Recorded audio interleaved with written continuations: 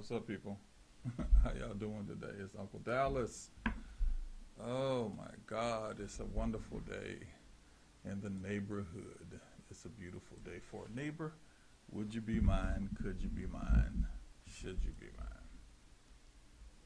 How y'all doing? Okay. We're going to get everybody some time to get on, get in, get ready, get done, and get started. So when you get in, let us know you're here. I think everybody should be in all over the world, all over the entirety of this world. You should be somewhere close to, somewhere close to. What happened right here? Yeah. So today we're going to talk about, do you see it the way God sees it? And a lot of us have been dealing with the situations in our lives, and I want to help us because we have been really dealing with some of the powerful things that are happening in our lives, and some of us don't really see them. So what I want to do is I want to get into the places that God has taught you. I'm looking up for those things. I should do. Yeah.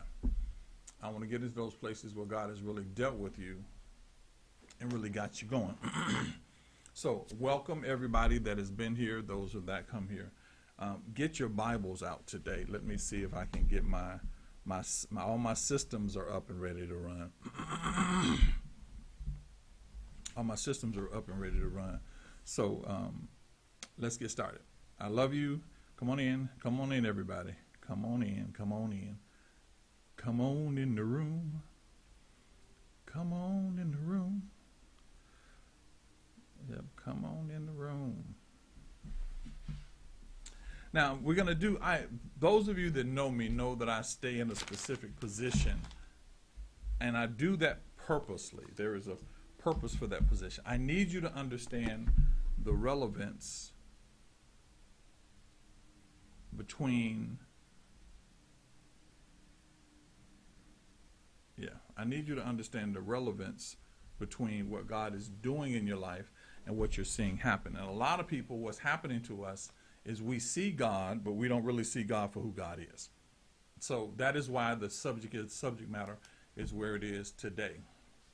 I had some wonderful classes, had some wonderful things happen this weekend. I don't know how your weekend has gone. Mine has been amazing. God is amazing. He always is in my life. So I don't know how he is in your life, but we're going to make sure he's better by the time you leave this. Now, for those of you that don't know, I have the camera here, have monitors and things all around here. And I really do my very best to put everybody into the place they need to be in so that we can all be a part of what's taking place. So if you're going to be with me, I need you to turn to 2 Kings. Yes, we're going to the Old Testament. We're going to the Old Testament. It's going to be all right. Y'all going to be fine. I need you to go to 2 Kings. And when you go to 2 Kings, I want you to go to the 16th verse. And let's talk. Let's have a conversation today. Let's have a conversation about, do you see it the way God sees it? Happy Sunday. Hey, Credit, what's going on? Let's talk about the way we see our situations. One of the most important things you're going to deal with in your life is perspective. Perspective is going to be your number one desire and your number one need when it comes to where we are right now in the things when it comes to God. And the reason perspective is going to be important is because you have to understand some things about yourself in relation to who God is. And the problem that a lot of us go into is our definition of who we are has been skewed, to say the least.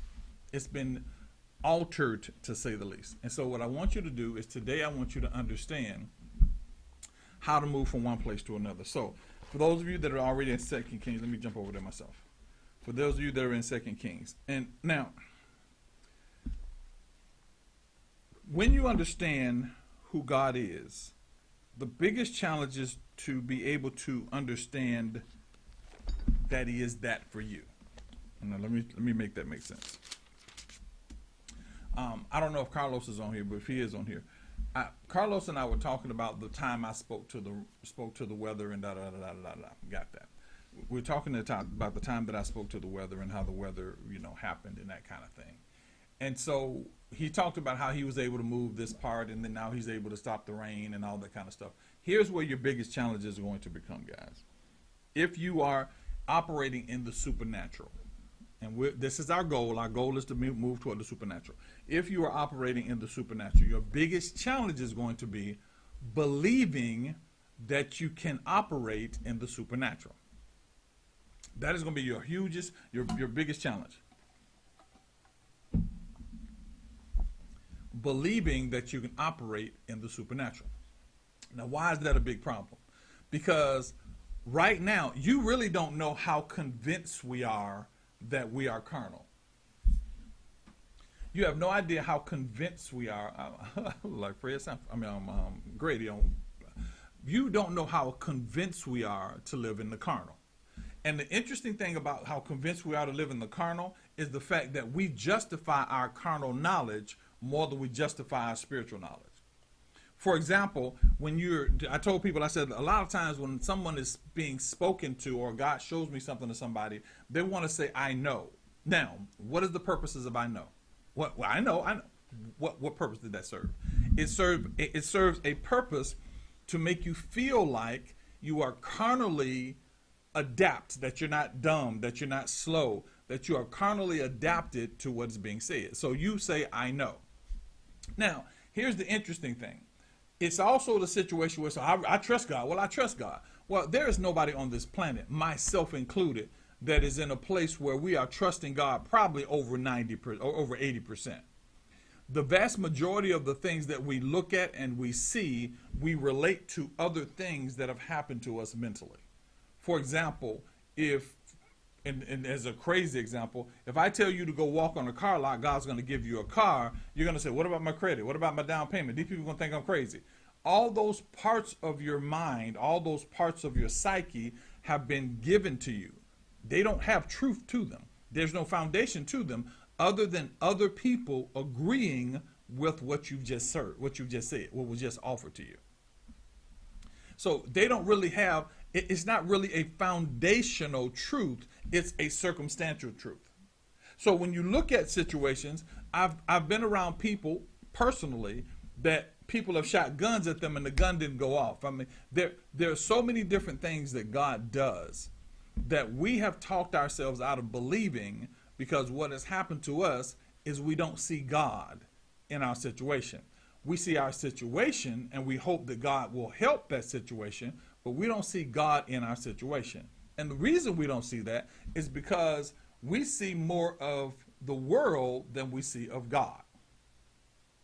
So this morning when I was up, one of my brothers called me and prayed. He didn't even say hello. He just started praying for me on the call this morning. And so when he called me this morning, it was interesting to me when I thought about something. Everything you believe about yourself was given to you. Everything you think about yourself was given to you. And what happened is you internalize that thing. Remember I told you in James, it said when sin is conceived, it brings forth death. But when sin is brought forth, when lust is brought forth, it brings forth sin, and sin brings forth death. It was something that was given to you. Who you are right now is a combination of what was given to you, what was allowed, and what you adapted into your life. So there are some of you that permed your hair because in your mind you think that permed hair looks better, when in actuality it doesn't look better. It makes your hair fall out and whatever the other situations that are negative. There's some of you right now that think your face is a strange shape. You think you're too fat, you're too skinny. All these things were given to you. They were all given to you. And you've accepted those things as life. You've accepted them as law. And the reason you've done that is because there was no revelation of God when those things were presented to you. There was no revelation of who God was when those things were presented to you. There was an understanding that God was a person, that he sits in heaven and he looks low and he judges you of your sins. And if you're not there on church every Sunday, he's going to not bless you. That's who you were thought about. But you didn't get the understanding that he was a personal God, that he was your God, that he was looking after you. So what happens to you right now, if someone said, hey, who am I messing with Susan? Hey, Susan, I need you to throw a baseball cap on, some jeans, and a big sweatshirt and come with me. Susan's mindset, if she has the mindset to say, I'll do that, will say, I'll do it. But if she feels like in some ways, something in her spirit, or excuse me, not in her spirit, in her mind feels like in some way she'll be embarrassed or she'll be hurt or she'll be looked at a wrong way. Do you know that Susan won't do that? Do you know that I'm doing a show the other day and someone made a comment about the type of shirt I had on. In my mind, I'm thinking, wow, maybe I should change that shirt. Why? Because we've been given a world that we're supposed to be compliant with and not the spirit that we're supposed to walk behind. Does that make sense? So here's what's happening. Right now, the things that are coming on this world are coming on this world, and everybody said there's going to be a great wealth change, there's going to be all these different things that are happening, when in actuality, the only thing that's going to happen is what your mindset is about the movement. Right now, they say a great wealth. There's about to be a shift of wealth. How many of you actually feel like you're going to be even wealthier? How many feel like there's money coming? How many feel like that something is going to happen positive? How many of you really feel like that when this wealth shift happens, you are going to get in it? And then on the other side, how many of you thinking, how do I get into this great shift of wealth? How do I get to this place? They're talking about it. I don't know how to get to it. I don't know what to do. And so we find ourselves in these positions because we are carnally minded, not because we want to be carnal, not because we don't love God, not because something crazy is happening in our lives. It's because we were taught to be that way. We were taught to be that way. I'm going to tell you guys a story. I'll tell you two stories. Story number one, a young lady was in my apartment complex. I'm living in an apartment complex, and she drives up and she has a car. I think the car at that time is maybe 2 years old, maybe a year old. And it was a Honda Accord. I loved Honda Accords. So in the process of it, I told her, I said, I want to buy your car. Teasing her, I want to buy your car. She goes, Dallas, at that time, she said, this car, if you give me, she said, give me $10,000 and it's yours. I don't have $10,000 for this car, but I like the car. Now, I didn't pray about the car. I didn't seek God about the car. I did nothing pertaining to the car. I simply said, I like the car. So I lived upstairs, she lived downstairs, and we talked all the time. They were a bunch of people that went to DeVry Institute, so they all were real good when it came to electronics and computers and all that kind of stuff, and they taught me a lot of stuff. So one day I come home, and when I get home, I get a call, and she goes, hey, Dallas, what you doing? I said, nothing.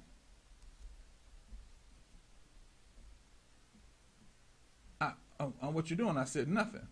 And he says, if you have $1,000, I got to get out of town. I said, what do you mean? If you have $1,000, I need to get out of town. And I said, why do you need to get out of town? Well, my family's moving. I'm moving all my stuff, and I need to sell my car. I said, okay, I have $1,000. I'll give it $1,000 for the car. Now, this is probably later on that year or next year. So now the car's 3 years old. Here's the deal. There are things that are happening right now in your spirit, in your life, that are already on a system to get you what you want. The challenge that happens is those things that you don't see God in become the battles of your movement. Now, let's go to 2 Kings like I was showing you something. 2 Kings, the 16th chapter, 6:16. If you're there, say amen. If you're not there, say wait on me. So, 6:16, it says this. And he said, answered, let's go to 15 says, and when the servant of the man was rising early and gone forth, behold, the host was compassed about the city, both horses and chariots. And the servant said unto him, Alas, master, how shall we do? How are we going to do in this situation? How are you going to do when they're telling you there's about to be a recession? They're telling you that finances are crazy. They're telling you that sickness and robots are going to take your job. How are you going to do in this situation? You go around and there is so little consciousness of God. There is so little consciousness of the Spirit that you don't know whether you should let it go. You don't know whether you should let it go or you should join in. There is so little consciousness of God and the Spirit that you have no idea what to do right now. So when you get to your situations, you go back to the dude you were or the girl you were, and you start acting like that. You don't really think, should I move in the Spirit of God? Depression sets in, apathy sets in, laziness sets in, distractions. All these things set in. Why? Because what you see is bigger than who you think you are. What you see is bigger than who you think you are. He said, how are we going to do? He said, how shall we do? Now, this is about the prophet Elijah. And like I said, I don't like to use names because everybody says, well, I just want to be like Elijah. Be like who God called you to be. Don't try to be like anybody else. And 16 says, and he answered and says, fear not, for they that be with us are more than they that are with them.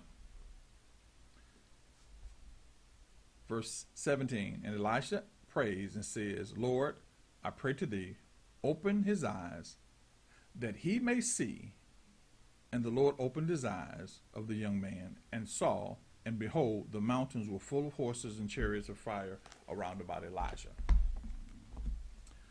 Two things I want you to pay attention to that passage.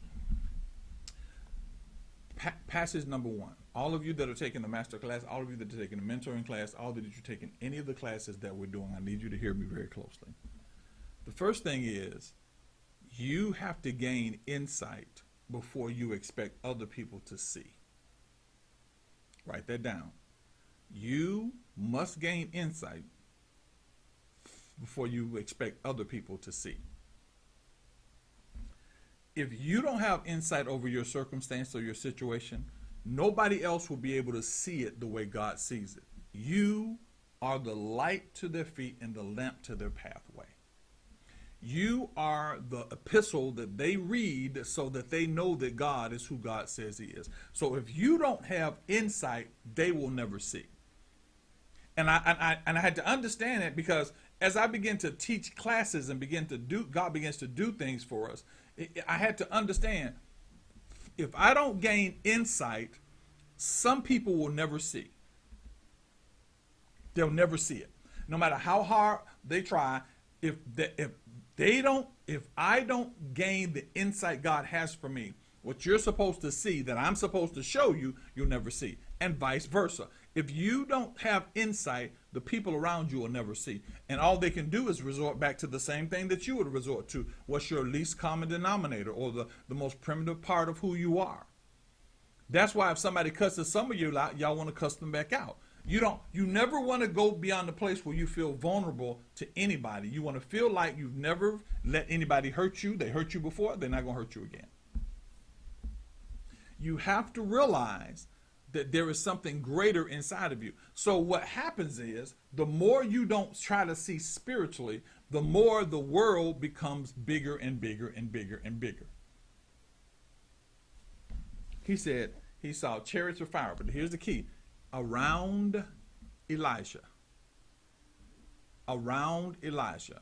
You are surrounded about by so great a cloud of hosts, so great a spiritual, so great a power, so great an energy, that you don't understand that where you are right now, you are protected.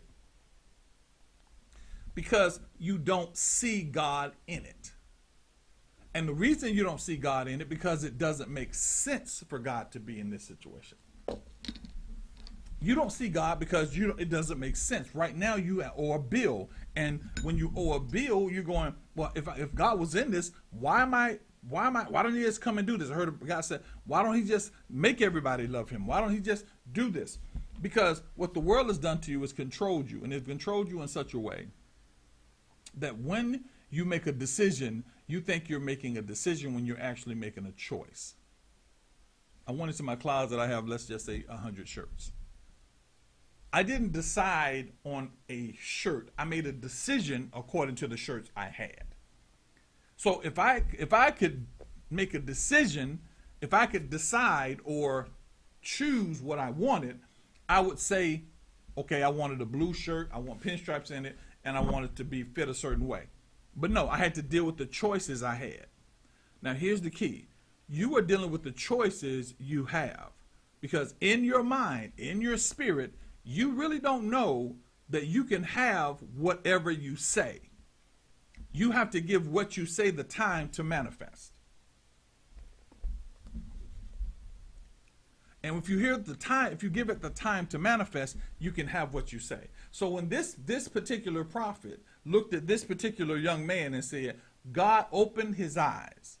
My job is to open your eyes. Your job is to open somebody else's eyes. Their job is to open somebody else's eyes. But if you don't get the insight, my brother, my sister, you'll never be able to do it. You'll never be able to do it. 1 Corinthians, the 15th chapter says something. And I love this chapter. I've always loved the chapter because it was just the most fascinating chapter in the world. So go to 1 Corinthians, the 15th chapter. What, right past Corinthians? Like it wasn't even in the book. How y'all doing? I hope y'all learning something. 1 Corinthians, the 15th chapter. Okay? 1 Corinthians 15. I think it's 15 and 53. We'll see. 1 Corinthians 15 and here we go. 1 Corinthians 15 and 53. Let's go to 52 just to give some foundation to it. It says, in a moment, in the twinkling of an eye, at the last trump, for the trumpet shall sound, and the dead shall rise, and incorruption shall rise in incorruption, and we shall be changed. Now, I know a lot of us talk about how that was a part of this and it was a part of that, but I want you to see the principle that was spoken here. For corruption must put on incorruption, and mortality must put on immortality. Corruption must put on incorruption, and mortality must put on immortality.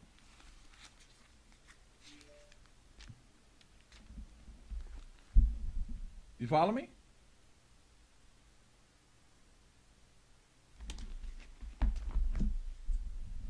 Your mind has been corrupted. We have been taught, and it's just church 101, guys. I'm sorry, that's just the way that is. We've been taught that we are corrupted beings. And so we think that we're corrupted when we've been corrupted. So every person that hurts you corrupts your love flow. Every person that lied to you corrupts your trust flow. Every time you break a leg corrupts your protection flow. You have been corrupted. Every time you went into a situation and it did not work, your trust was corrupted. You have been corrupted. And the reason you've been corrupted is because the key to corrupting you, follow me now, is to change your source of information. The key to corrupt you is to change your source of information. Right now, do you know that somewhere in the neighborhood of 75 to 85% of the women that are walking on this planet are overweight? Overweight. And so what has happened is they begin to explain to them why they're overweight. So you have some say don't eat, some say walk, some say don't walk, some say run. Why? Because that area has been so placed in the position of carnal that they really don't understand. And let me help you out. And so what happens is now they take that saying, they take it and say, okay, well, you need to be smaller because men like smaller women. And that came up. The biggest advocate, I just read an article about this, the biggest advocate for bodies being not these little thin was Marilyn Monroe. And if anybody knows, Marilyn Monroe is supposed to be the pretty girl of that time. And Marilyn Monroe was a size 14.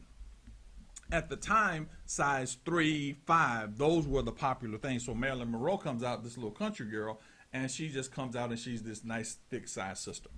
Now, all of a sudden that happens again. So now everybody there is being thick. So here's what they've done to you, ladies. Not only did they begin to tell you that your body is not good, they tell you that the only standard for your body is this. It does not matter. If your body is healthy, there is somebody looking at you going, you're the finest thing on 2 feet. But what they've done is they now got you, hear me guys, please hear me. They've gotten you to attack yourself. Corruption must take on incorruption. Your corrupted person has attacked yourself now. You feel bad because you look in the mirror and you see a stretch mark. You feel bad because you look in the mirror and you see this. And so what they've done is they've now corrupted you to the point that you attack yourself. That's not the crazy part. So what they've done is they've created a villain, which is you, and they become the hero. Not God, not your circumstance. Somebody else becomes the hero. Not only does it become the hero, they give you the definition of the hero. The hero has to have a job. He's got to be making money. He's got to be able to put me in my own house. See, the hero becomes an image of a man that's not the image that God gave you, but an image of what they taught you. And so now when he says, but there are more that are with us than those that are against us. There are more men out there that want good women than those that don't want good women. So what they do is they manifest or they magnify the small percentage of doggy men that ain't right, that ain't doing anything. And every time a man does something wrong, listen, they promote what he does wrong so that a woman will stay connected to what has destroyed her. Y'all got that? Let me flip it around. So now you want to serve God. So everything bad about God is being promoted by every preacher I have met. Because anybody that validates religion over God, ministry over God, is corrupting you. You've been corrupted. See, we have been corrupted because you're stupid sheep. You're nobody trying to tell everybody somebody can save anybody. You've been corrupted because you are now in love with church. You're in love with ministry. You're in love with Bible. You have fallen in love with the creation over the creator. And so you live your life looking around to figure out what thing is going to get you before you either die or you get sick. When in all actuality, in all power, God is going, please let those things go and fall into my arms. You can't fall into your arms because they told you if you don't have a bank account this size, and if you don't live in this kind of house, or if you don't drive this kind of car, if you don't, all these things they built into you, because the best way to corrupt you is to change your source of information. And so they're bringing that to pass. So in this thing, the young man walks out and he sees, and let's take it to where we are right now. He sees that the president is crazy. They're seeing that we're having a war that's coming over. That this country may get in with this country. There's a boycott. There's no food in the grocery store. He sees all these things and he comes and says, hey, bruh, Uncle Dallas. Hey, Susan Madison. Hey, I got a problem. All this stuff is happening. How are we going to do in this world? How's this situation going to work out? What are we going to do in this world? And then if I say to you, Romans 8:28 says, we know that all things work together for the good to them that love God, because the love of God puts you in the family of God, because they that love are born of God. So if I say if you love God, this thing will be fixed. But here's the key. You believe that as long as you can see it being fixed. You don't believe it if you can't see it being fixed. So when he's talking to the servant, he's looking around and go, I don't see this being fixed, dude. There's a whole bunch of them out there. It's people having crypto and having bank accounts and having corporations. There's a whole bunch of those things out there. I don't see how we can do this in the spirit. What's with that? So what you do is you run to your Bible and you begin to read and nothing happens. You go to church and you grab to the horns of the altar and you pray and nothing happens. The reason nothing happened is because your dependency on the Bible, your dependency on the church, your dependency on religion are the same superheroes with the comparable enemy or the comparable villain that you have with everything else. So what he's saying to you is, learn that I give you power to change situations. But you've got to change how you see me. I was in the store the other day and there was this lady.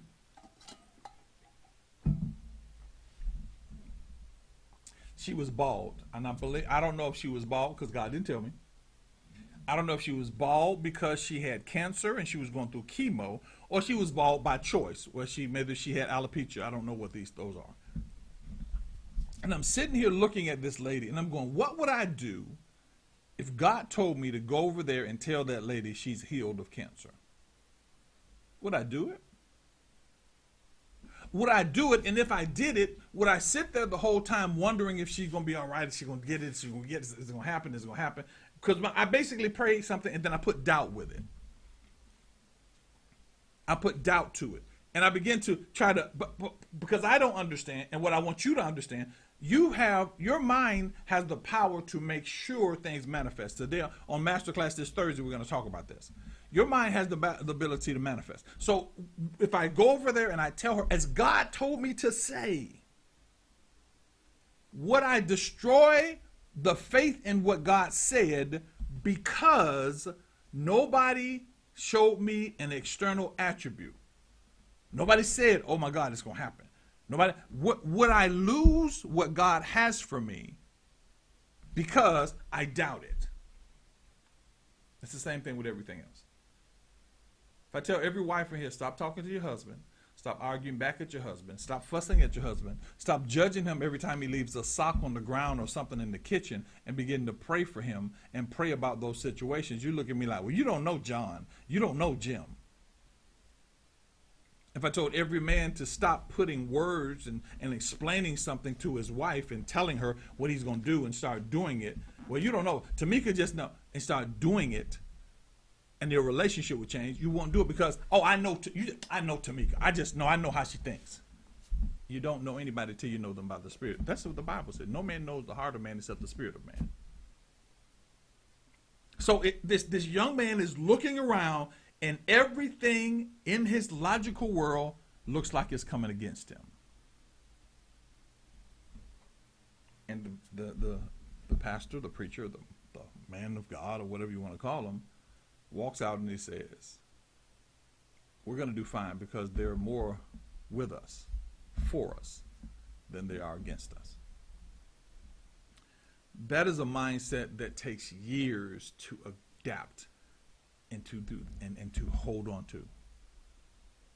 So I want everybody that can, if you're typing, if you're somewhere close to a keyboard, I want you to type, there's more to help me than to hurt me.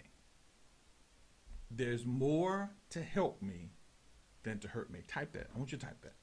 There's more to help me than to hurt me.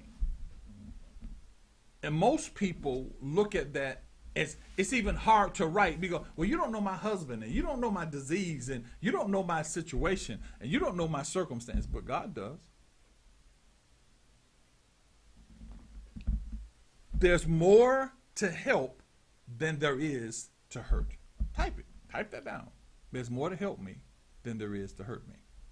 But what happens is the things that hurt you do more to show you they're hurting you than the things to help you.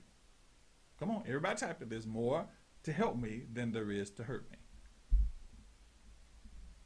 See, everybody thinks that God is out to get them.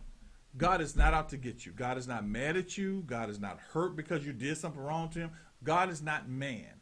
God is a unstoppable force of love in your life. And his love is disciplined. It is not changed by shadows of turning or by the workings of man's hands or by the thought process. He is God all the time. And the key becomes, if he's God all the time, why don't you believe him all the time? Well, we don't believe him because we are constantly reminded that we're human. We're constantly reminded that we're normal. Because what needs to happen is the normality of the normality of your life is to be like everybody else. And so what you seek to do is to be like everybody else. You want to think like everybody else and talk like everybody else and move like everybody else, because what you want to do is feel normal, because right now you feel alone. You feel like you're the only one doing this, the only one dealing with this situation. And that's a trick of your mind and the enemy. It begins to tell you that you're isolated. Why? Because if you're isolated, you can't get to the superhero, which is God. If you think everything around your house is getting you and every demon around your house is getting you, then all of a sudden you find yourself in a position where you feel like you don't have a defense against all the things that are coming against you.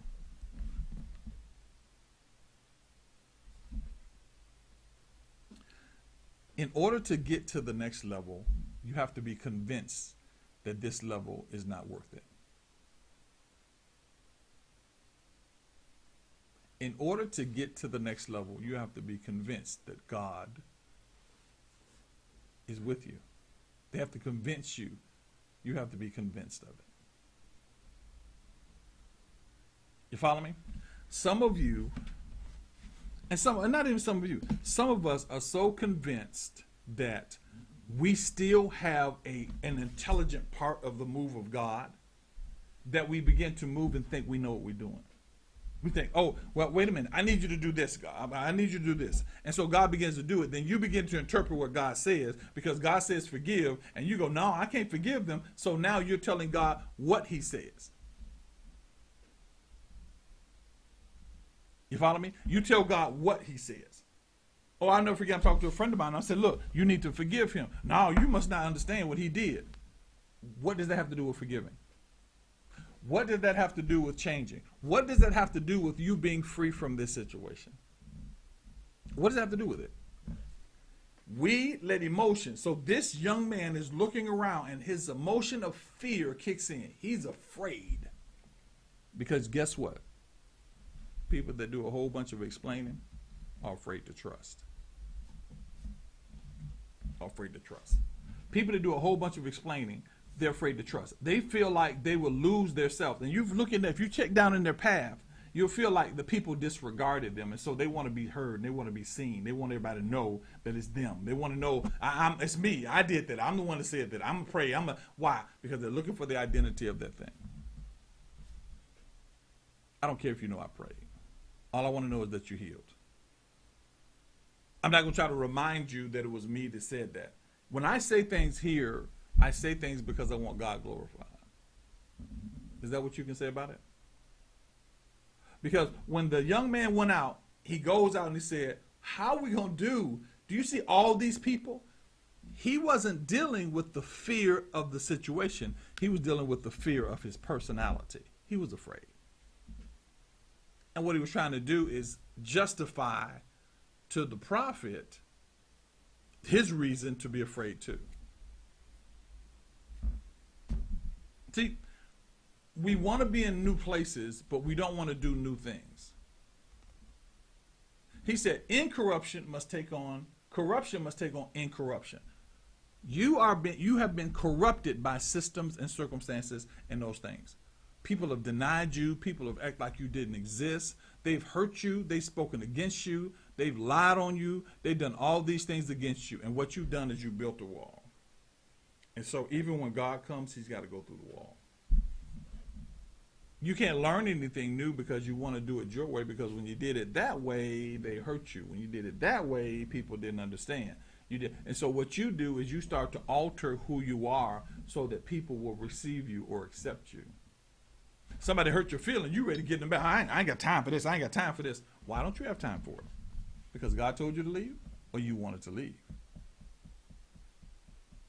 I never forget, my wife and I riding down the street, and my wife doesn't like people to do stupid stuff. So what she do is she'll see something and go, why in the world? So this man does something. He's standing in the middle of the street, and while he's standing in the middle of the street, he walks slowly across. My wife is like, she's bent out of shape. Why in the world? She dealt with that for about 10 minutes. So next time the situation comes, I said, we're not going through the why in the world. She said, we're not going through the why in the world for 20 minutes. Women think it's you. You think you're women because you do a lot of talking. But that's just the way women are. No, that's not. That's not. If you read through the Bible, women's silence had an ability of a strength greater than any kind of strength in the world. The first time a woman felt like she needed to talk was the moment that she talked to the serpent. And even then, she was fighting. She wasn't trying to betray God. She was fighting for Adam. Now, nobody's going to teach you that, so I just threw that out there for you. So what you go through is, oh, well, this is just the way I am. No, it's not. You were taught that. You don't know what a woman looks like. You don't know what a man looks like. You know all the things that you want and all the things that people told you and what you didn't have last year and what you didn't have in that relationship and what you didn't have in this relationship. And so you say, this is what a man looks like, so you think you can raise a boy. Why? You just tell him what you don't like, and that makes him a good man. It does not, my dear. Now, on the flip side, you as a man, you're going through women like they're cheese. If she doesn't melt right, talk right, look right, you go to the next one. And so what happens, you bruise the economy or the ecology. You want to take advantage of the fact that she doesn't do something. So you don't ever think, men, I told this all the time at my men's conferences. I said, listen, if you have enough faith to supply the needs that you have and you marry someone, your faith should increase because now you're in agreement, so you should be able to supply for both of them. You should be able to listen to your wife because your wife knows what's going on in the intricate details. You're not emotional. But what happens is we get set in these words that we're taught. Most women have never seen a man before. Most women have never laid eyes on a man. Because everybody thinks a man he has a look, built like a superhero, look like a superhero, make money like a superhero, and that's to listen to everything a woman says. Men don't lead in our society today. Men respond. Men don't lead, men respond. And so when you ask a man to do something, he just don't listen to me. Baby, it's not his job to listen to you. It's not his job to listen to you. It's his job to set a pattern. And within that pattern, we discuss how we take the move. My wife wanted to go out of town. And right now is not a good time to go out of town. She said, baby, can we go out of town? I said, no. She said, I'm going to be disappointed, but I understand. But we got everybody doing, oh, I know God. God told me this, and I go, God spoke to me, and I know God spoke to me. And then your husband say, baby, you shouldn't do that. No. You don't understand. What kind of person would do? We think that we are moving the way we want to move when we're simply responding to how we were conditioned. That's how you were conditioned. I want you to change your conditioning. Check this out, okay? Next time somebody says something to you that you disagree with and they tell you, well, you know what, you're just getting fat. Try to close your mouth and say absolutely nothing. Next time somebody says, you know what, you don't trust God, that's your problem. Just don't, try to close your mouth. Well, you know what, okay. I was watching this thing, he said, what if he calls your mama some kind of this? He said, is she? You got to break the control that is held over you, because the control makes you in agreement with the way that the world is.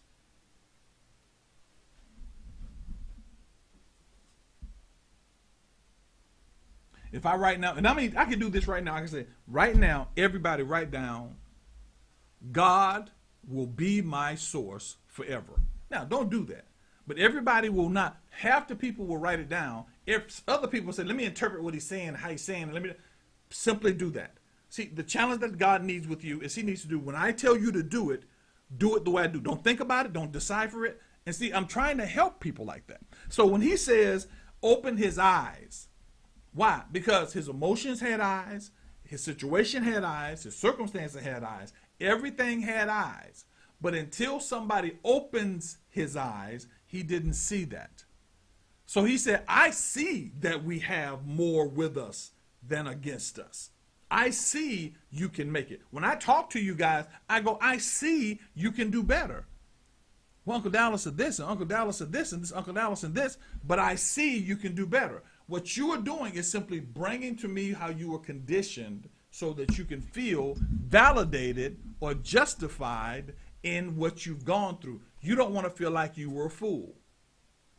And most of the time we've been. Because until you open your eyes, until you break that thing that makes you respond left when you know you should be going right because you feel validated in that place, you cannot put on incorruption. You're still corrupted. You cannot put on incorruption if every time you see the man that hurt you, you're thinking of what you could do to him and how you could hurt him back. You can't put on incorruption if every time you go and you feel the sickness or the thing that is hurting you, that you keep trying to get it back. You can't put on incorruption if you still live corrupted. I'm sorry, that's just the way it is. You cannot put on incorruption if you're not walking the path to be incorrupted. If you're living the path of corruption, all you're going to do is get corruption. Now, simple definition of corrupted. You have on a white suit. Follow me. Somebody walks by and they throw a speck of dirt on it right here. Just a speck of dirt. Not that big. White suit. Put a little bitty dot of dirt. A little bitty drop of mud hits the suit. Is the suit no good? No, the suit's still good, but it's now corrupted. That's what's happening to you.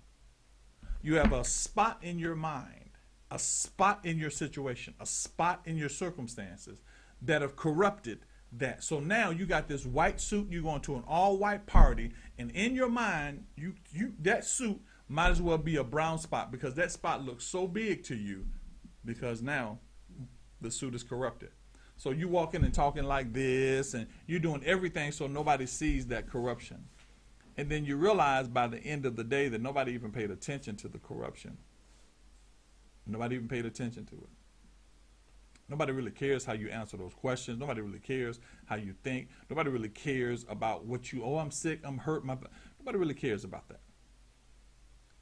And the reason they don't care is because until you gain the revelation and show them God, their eyes aren't open.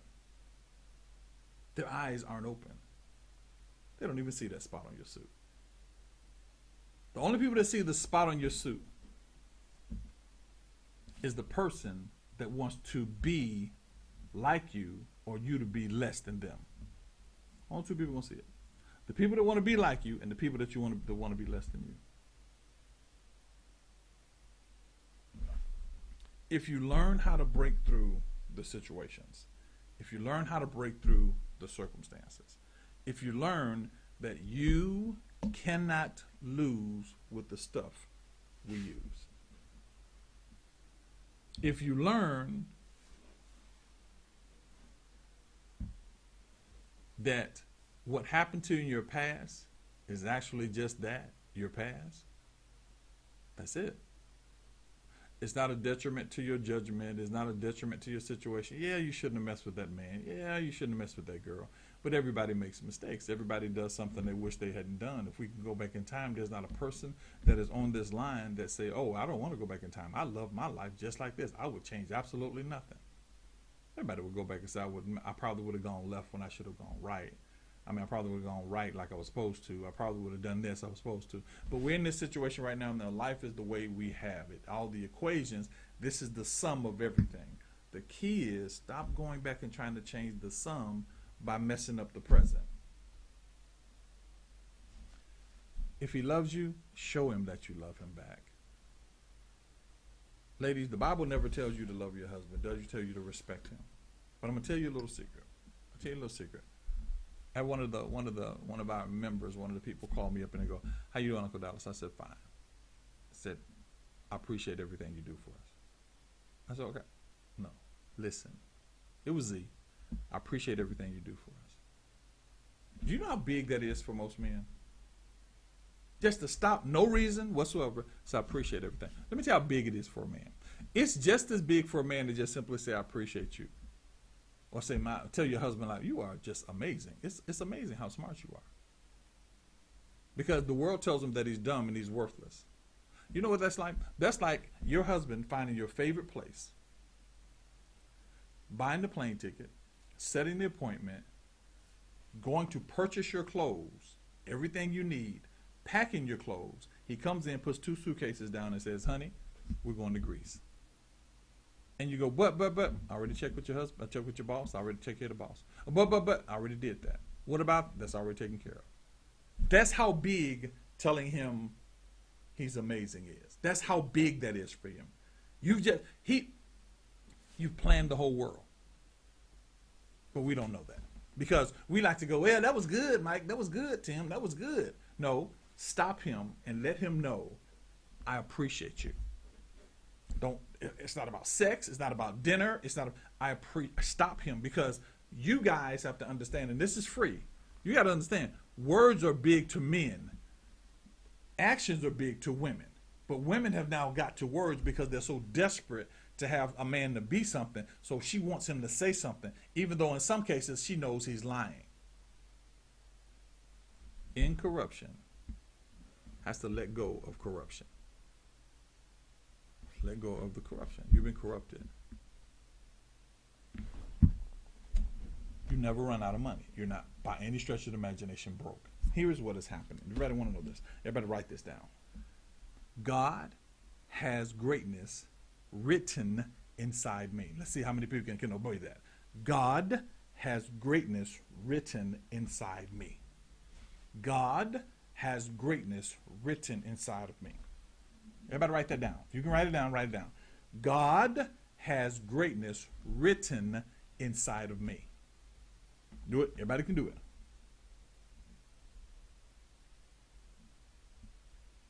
Okay, I got you.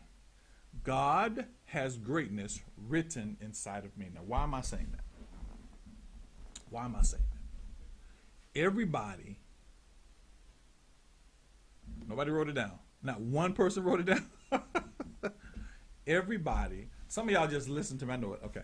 Everybody is looking for the answer to the question. Listen to me very carefully. You are amazingly great. God has greatness written inside of me. Thank you so much. I'm glad. Thank you, Jasmine. God has greatness written inside of me. The Bible says he writes things on the tablets of your heart. Everything you have need of, everything that you have written inside of me. God has greatness written inside of me. You'll understand why I'm saying that now. So, everything that you have need of, God has already supplied. So if God sees the ending at the beginning, he already knew that around 2022, around September 18th, he knew around September 18th that something was going to happen and you needed something. What you have to do is now decide if you're going to listen to what God says, because he'll turn the whole world toward you. He'll let the dog say it. He'll let me say it. He'll let your circumstances say it. He'll make the TV say it. He will put you in a position where what you need is at your disposal. So if you're lacking, there's a part of you that you haven't allowed God to deal with. You haven't allowed God to deal with it. And the reason you haven't allowed God to deal with it is because you are convinced that it's not going to work. You have to reconvince yourself.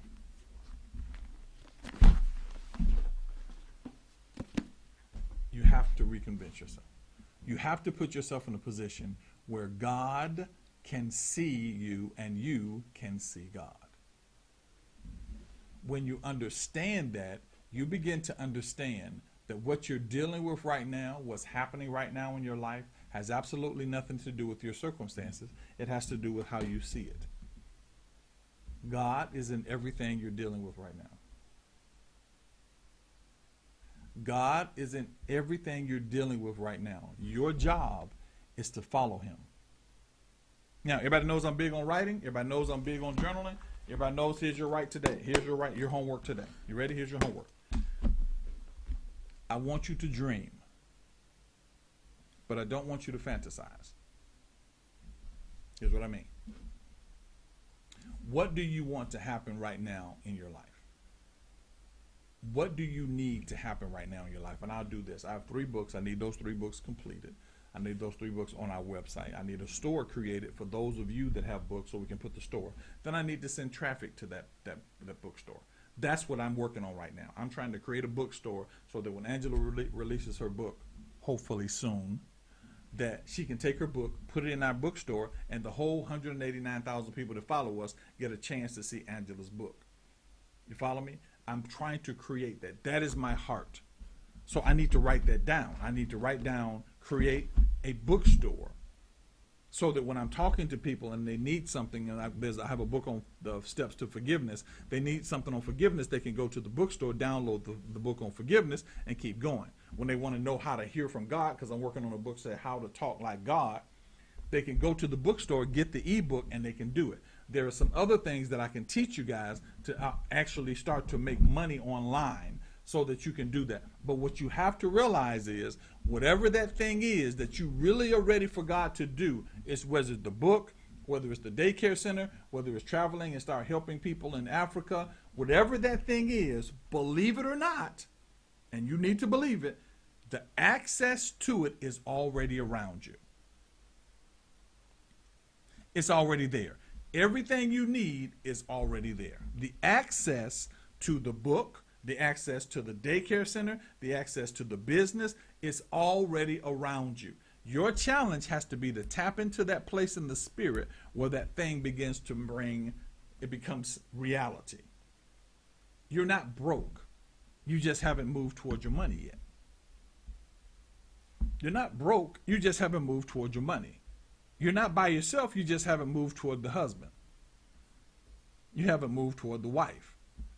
You don't not have business. You just haven't moved toward the business. See, we get to start moving towards stuff, and we start relying on our corruption. Relying on our corruption. I can call right now, and I'm gonna grab somebody that you know what, I'm gonna do Susan. I can call Susan Madison right now. Well, Susan, I'm gonna use her because I know she would. If I call Susan right now, Susan Madison was a millionaire. She's a multi-millionaire. If I call Susan Madison right now and say, Susan, I need $100,000. The level of the request has to equate to the level of the hurt that happened in her life and the level of her trust. Now, what does that mean? If I ask Susan for $100,000 and she loaned somebody else $100,000 and they never paid her back, then what she'll look at my $100,000 would be my request is at the line of her pain, and her pain is bigger than my request. Then Susan doesn't trust me that didn't do it to her. You follow me? And so what happens is when you begin to move in these areas, it's going to be challenging because they're going to come right at the point of your pain, right at the point of your disappointment, right at the point of the thing that makes you nervous. The key is staying connected to the Spirit. What's my line? Listen consistently, think briefly, move quickly. The pain is a door to a different level. And if you understand that, what you'll realize is that what you're dealing with right now, when that pain hurts, is a perfect opportunity to move because you can break that thing. You can break it. Now, when you do it the first time, let's deal with Susan. Remember, Susan's a multimillionaire, so $100,000 won't hurt her. She's got millions of them. So what Susan does is she released the $100,000. Now, she's going to get nervous. Her mind going to go crazy. Is this man going to pay me back? All these kind of things are going to go through Susan's mind. Susan's first thing is he doesn't have to pay me back. She doesn't have to say that to me, but in her mind, she's got to go, I don't care if he never gives it back to me. Why? Because she's not fighting the devil now. Susan is fighting Susan. Susan is fighting her past. Susan is fighting the brokenness. Susan is now in a position where she's about to be healed like she's never been healed before. Why? Because the things that make Susan want to let go of the move of God are right now in her lap. They're right now in her lap. And so what Susan has to do is, as she fights through this thing, she has to start fighting her way to God. Fighting her way to the Spirit. Fighting her way to the energy that God gives and start going, God, I'm going to trust you. Because it's going to keep telling her, he's going to run away with your money. He's going to do this to you. He's going to do that to you. But you keep pressing into the place of the Spirit until there's a peace that comes. And that peace says, Susan, no matter what happens, I got you. I will not allow man to have that kind of control over you. You can give it to him, but Susan, I will not allow man to have that kind of control over you. That means that God says, if he does not pay it back, Susan, I'll pay it back. Did you know that, ladies and gentlemen? God says, if you trust me, whatever they did to you, I will fix it for you. See, you've been so busy thinking they're going to hurt you when God goes, we're in covenant. So when they do something to you, they do something to me. When you lack, I'm made strong. I talked about that. So that means Susan can let go and go, hey Susan, I need about 2 more weeks. Susan gonna go, take 3. You're okay. Why? Because she's at peace with this thing. She's at peace with this thing. And she's at peace in such a way that she's giving God full reign over that situation. Full reign. I need you to dream. I don't need you to fantasize. I need you to figure out what you want to happen. Do you want you ready for the book to get started? You ready to get healed? You ready to get delivered? You ready for your husband? You ready? I want you to write that thing down. And I want you to begin to tell God thank you for it coming. Tell God thank you for bringing it. Thank you for my husband. He's on his way. Push past all the emotions of all these crazy men out here, all these crazy men. Don't go to that. God got you. God got you. Because what you have to realize is you're in covenant with God. So when corruption takes on incorruption, that means you as a person take on you as the spiritual person. That's what happens. That's what happens. Stop telling people, oh, he did this wrong, he did this wrong. Don't tell nobody. Pray about it. Stop telling people who hurt you and who did something to you. Pray about it. People that do that, what they do is they want to get other people to get on their side. I want God on my side. Yeah. There are people right now that are doing things to me. I want God on my side. I want God on my side. All right? I hope that makes sense to a lot of you. So he goes on, and Elijah says to him, he said, there are more of us than there are them. And he said he saw flames of fire surrounded about Elijah.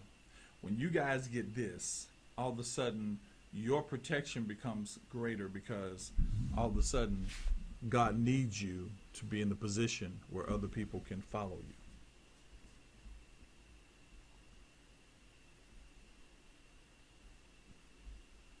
Where other people can follow you. All right? It is 11 o'clock, ladies and gentlemen. Those of you that can, donate to the organization. Cash App is HSOlife. Cash App at HSOlife. Give if you can. If you can't, pray for us. If you can give and pray, give and pray. God is blessing. He's really blessing. We just got a connection with Ghana, Africa, and we're going to start doing things over in Ghana, Africa. One of the mentees, one of the people that's a part of the master class, is over in Africa. We'll be there for, I think, for the rest of the month. They're building a home over in Africa, and they asked for some of us to come over and help the kids in the school and all that kind of stuff. And I told them I was going to send money, send whatever I can to do that. So those of you that can give to the organization. Those of you that can give because of that, give. And you do whatever you have to do about that. Her name is Kim, and we're going to support Kim as much as we possibly can, and support you guys. And I was very serious about getting the bookstore together. So if you have a book or something that you want to bring to the bookstore, let me know. We'll read through it and see if it'll come up. There's some books that come up. Carlos is coming up with a book. I think Angela has a book. I don't know if she does or not, but I thought she did. I know Susan has a book. Susan Madison has a book. So a lot of you are very talented in your areas, and I want to be able to help you promote that talent. And within promoting that talent, Jasmine, that's probably a very good thing for you too, Jasmine. We'll talk about that when she gives me some details, because I think Jasmine really enjoy that. If you don't have your passport, you can't go. That's the bottom line. So, okay, like I said, those that give, our Cash App, give. We do need it, but we don't beg for it. You follow me? I believe God will supply all of our needs. And those of you that want to give, God will give you. So that's it. I want to pray for you guys. If there's a need because that's in your life, put that need in your mind, put it in your heart as we pray, and allow God to do it. Let him take it in your mind and begin to take it away or fix that situation. Father, I thank you for such a wonderful word this morning. I thank you, God, that we are willing workers of your ministry. We are ambassadors of your spirit. God, we are contractors of your power. So, God, use us to change the world. Use us to change mindsets, thought processes, and patterns. Begin to build with us, God. Help us to walk out of the corruption that was conditioned in us into the incorruption that was given to us. Help us to be what you've called us to be. I thank you, God, for touching hearts, because I know we have a lot of pressure in this day and age, and there are a lot of things that try to come against us. But God, we know that within you is greatness, and we know that even as you are in our lives, we will see greater things. We will see greater things. I bind up every hurt, every disappointment, everything that tries to stop us. God, we are not without money. We are not without healing. We are not without the miraculous. We have money. We have healing. We have the miraculous.